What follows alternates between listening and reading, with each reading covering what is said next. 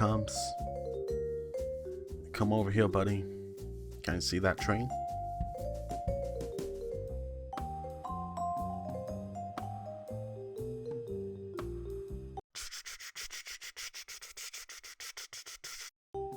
All we have to do is figure out how to stop or slow down the train. Then we can safely jump on it. So, do you have any idea how to stop the train? Ladies and gentlemen, welcome to the first Red Teaser contest. The winner is, for the Red Teaser contest, drumroll please. The winner is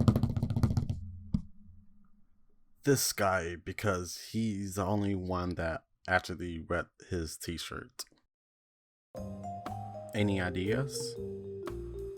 Wait, what are you doing? This is a bad